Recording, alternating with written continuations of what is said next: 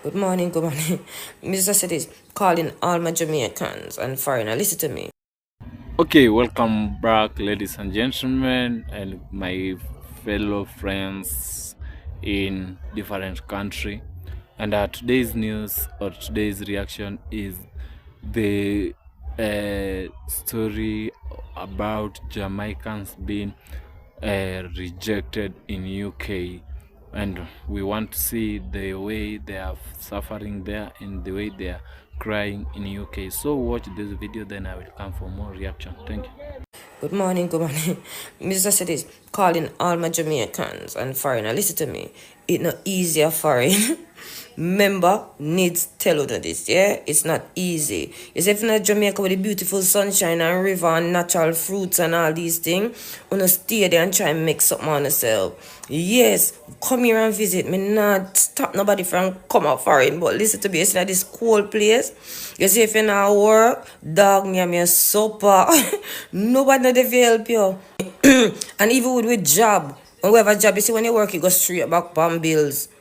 You understand me? So you see when you no call and we can't send a little thing, it's not that we don't want to send it. We have bills to pay. Them bills from council tax to rental, light to gas to what. Me say we can't stop with the bills them.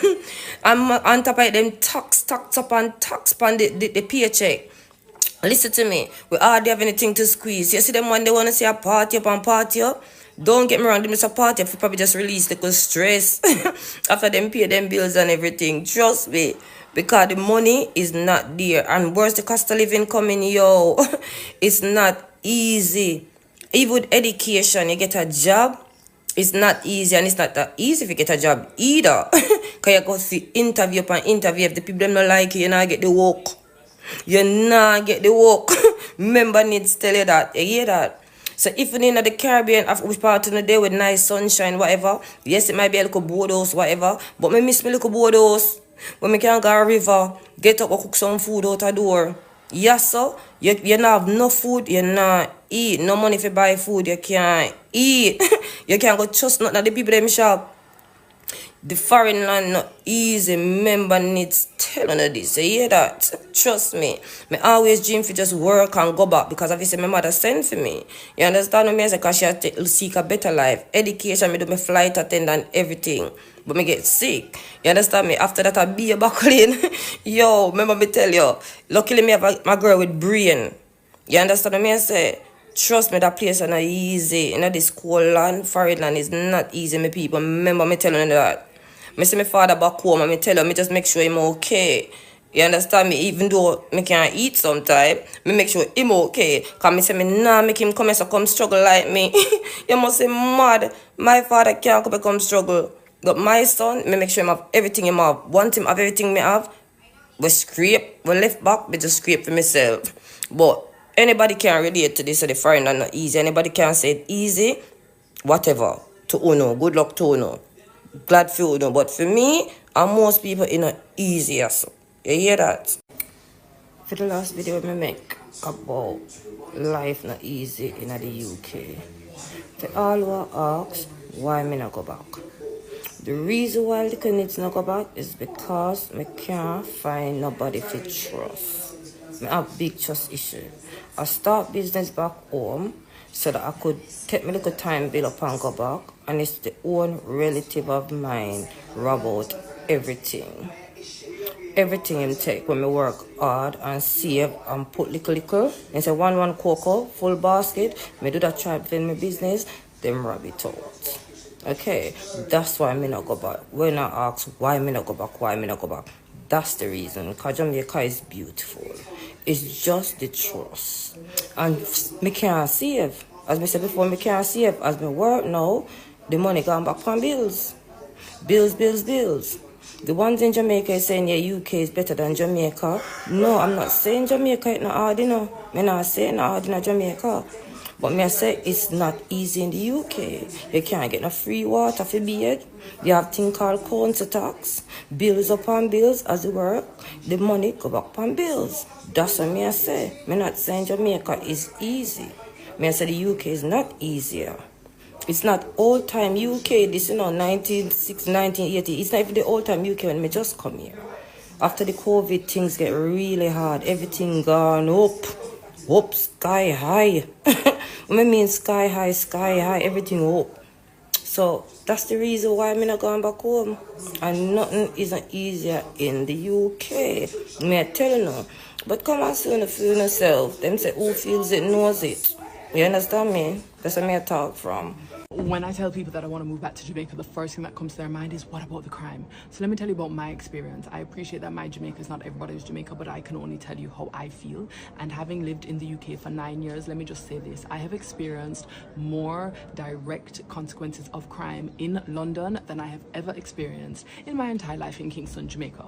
So when I get to England, my car gets broken into in front of my house. And babes, we lived in what they would call an uptown area, and it got broken into, but so sophisticatedly that they don't actually break any windows. It's all done electronically. So you get into the car, you're missing things, and you're almost thinking like, am I going crazy? Because there are no other signs, like physical signs that the car's been broken into. And then you realize actually your little money that you were hiding into the like flap of the mirror is gone. Anything that you had in the glove compartment is gone. And then you're like, oh damn, someone has actually robbed me.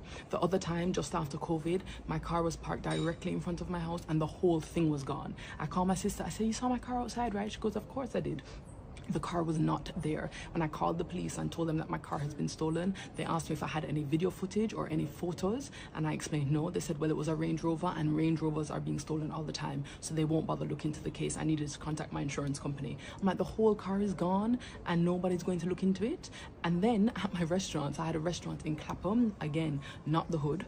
I had a restaurant in Clapham, and a man threw a brick through the glass door, then climbed in to the restaurant through the door and basically stole alcohol and the till and whatever, so robbed me. Then when I looked into putting shutters on the window, because it was like floor to ceiling windows, I was told that it is a conservation area, so the council will not give me planning permission to put a shutter on the front of my restaurant. So I can't protect myself from being robbed again, but at the same time nobody is doing anything to protect me from being robbed, and I'm trying to run a business. In Brixton, I used to have a restaurant. I had it there for 9 years. Post-COVID, the rates of like crackheads and just vandalism just started to go through the roof. And before COVID, there was a little bit of code of conduct, right? Like you had 5 regular crackheads. They'd come and check me at 1 o'clock in the morning. I'd give you a little food, but you would never come into the business whilst we were open, whilst we had paying customers. It was just understood that there was like some sort of respect.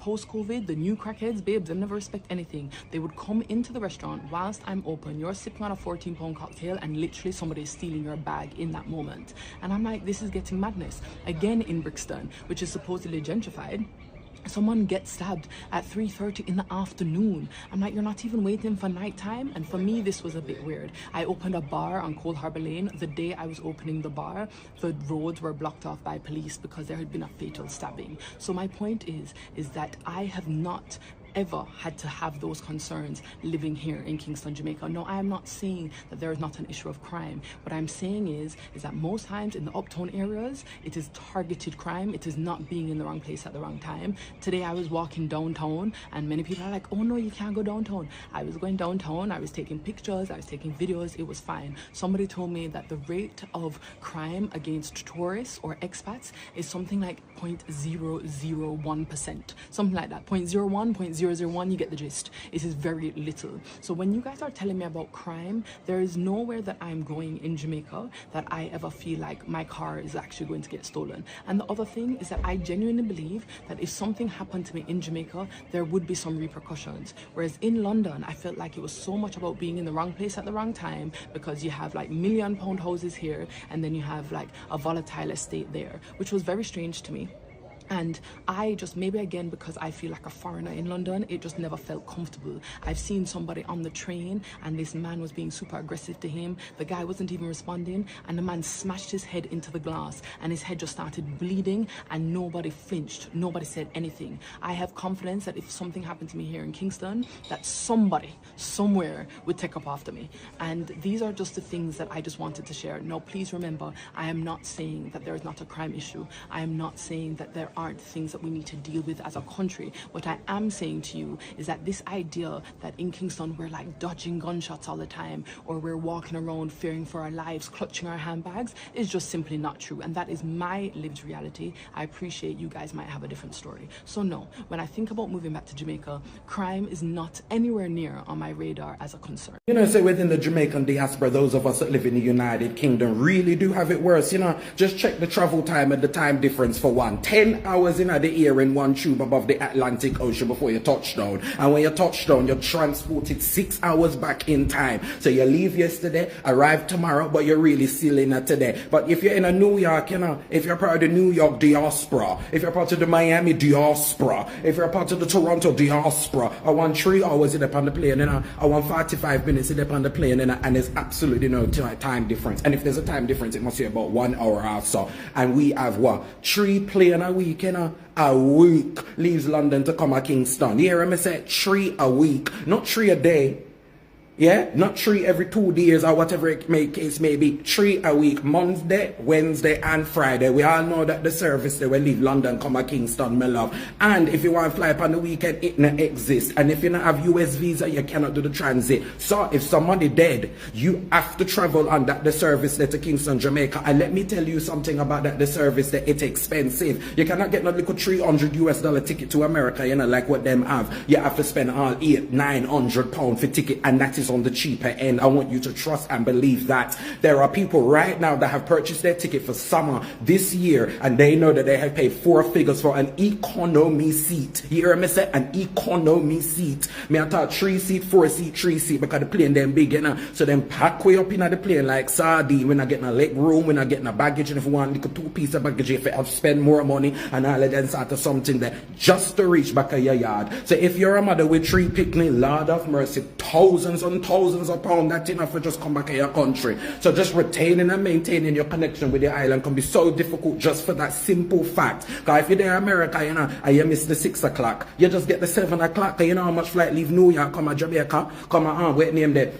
Kingston. Yes, I know some of you can say you can fly to Montego Bay and all of these things. Yes, you can fly to Montego Bay, Palm Virgin, where I have a couple plane where I go there. But still the frequency and the amount is not enough. And then when you're in Jamaica, you have to be dealing with this whole blasted thing with them people where they just believe, say, everybody that travels has moved to America. And they start talking to you about US dollars and all of them sort of something. That I have this habit of saying to them, I'm so sorry, but I'm from England and I don't bank in US dollars. I actually bank in a stronger currency. Pound sterling.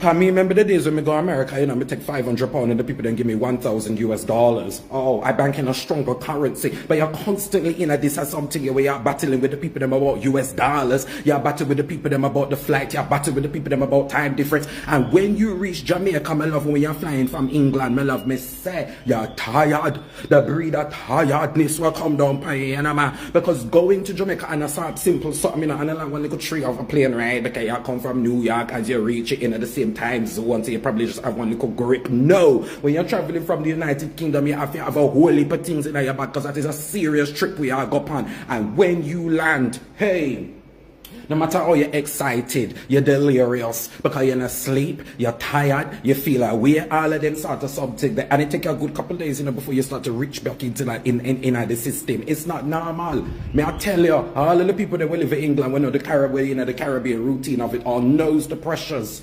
understands the pressures. That's why last year, you know, when we did get the little opportunity to fly on Norse Airlines, the whole of the Jamaican community in a lot of excited, my love. Everybody get joke when them pull back them airfares and say them now fly here this year again, so we get the same fucking thing. I believe there needs to be more competition, there needs to be more frequency. Because the plane them will come to Jamaica, pack up, and we need more planes to come down Boya, yeah, man, to bring down the prices them, and to just allow for people's journeys and situations to be a bit more. Because the people that the boy them in England and the girl them in England and know which part them come from, because they can't come down here because it's too expensive for fly. So come on, man, just help us out. Lord of mercy, help us out. And the reason why I talk about it, you know, is because today I sat there and I fly Monday, and I feel like say today are the first day where we start to really come back into myself, because so me feel mash up all week and tired every day from the fly where me I fly come in here. Jesus Christ.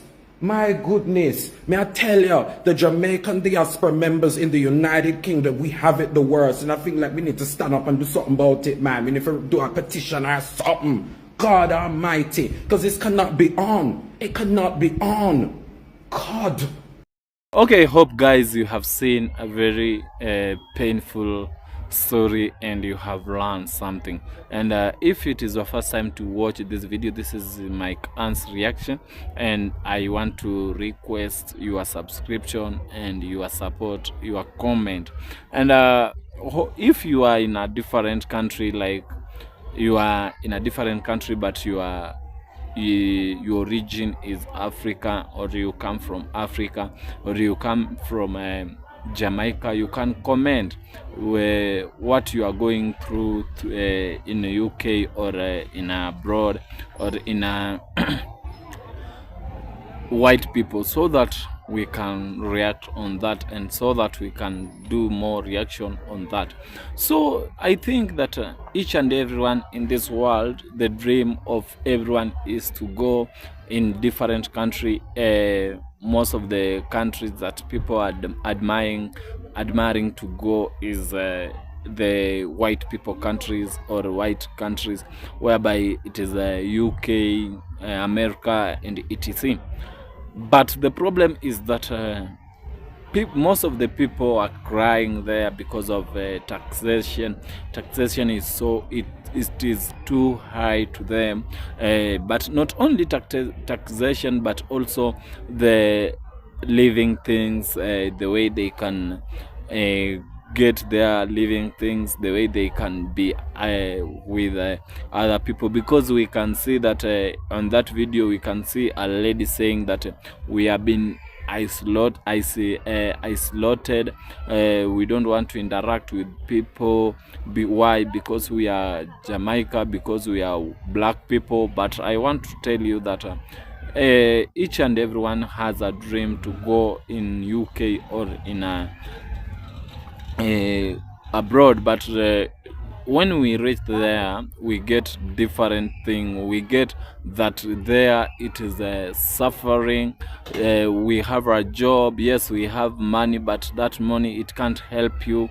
Why? Because everything that we are doing, it is needs a lot of money, and there you don't have even a friends, you don't have a family, you are on your own. And if something is getting maybe disease, or you can be affected, no one can help you, no one will see you like someone.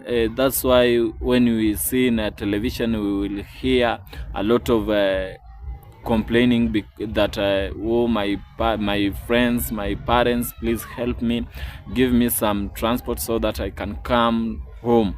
Why? Because when we go there, we expect good thing, we expect to have good material, but when you reach there, you will get like it is something you did not expect at all. Why? Because what you are getting there and what you will see and what you are hearing, it is three things different. Because white people, they always take us like a slave, like they always take black people like nothing, you know, like we don't have even something good in this life. That's why they always underrate us, and they always see like we have a lot of problem. But I want to tell you this for free, that even we Africans, we have a lot of things and a lot of material, and even we Africa, we can have a good country whereby we have, and Africa is the good continent. But the problem with us is that we don't believe on our own, and we don't believe in our own country. We say that when we will go there, we will get something good. But I want to tell you that even home is home. No matter what situation you are going through, I want to tell you this, that home is home. And that's why each and every time I do agree with the youngest president, Traore saying that don't worship white people, don't kneel down for those people. we need to fight so that white people can see us as a person. White people can see us as a even we Africa, we have something like we can say that this is our own, and we can say that we have our resources. We have even those white people, they will admire to come in our country, to do business in our country, to save in our country. Why? Because we believe on our country. But if we don't believe in our country, that's why Jamaica are crying, you know, like there they don't have even friends, they are isolated. And let me tell you one thing, there is no the baddest disease like being isolated, because when I do something, you can't say that I did something good, you will say that I'm doing bad, and you can't say you can't see my goodness. By the way, you will always think negative, or according to my own or to my side. But the best thing to do is to believe on our country, to raise up on our country, and to pray on our country, because Jamaica is the best country ever. I always say, and I will say until the end of this channel. Why? Because Jamaica has a resources, has a material, has everything. So I myself, I want to say that if you are in UK and you are Jamaica, or you are in a different country but you live in UK, give me a comment something towards that you are in UK, and what are you passing through there, what hard time are you passing through, so that we can talk and react together. Thank you. May God bless you for this time, and if it is your first time, please remember to subscribe on this channel, and may God bless you.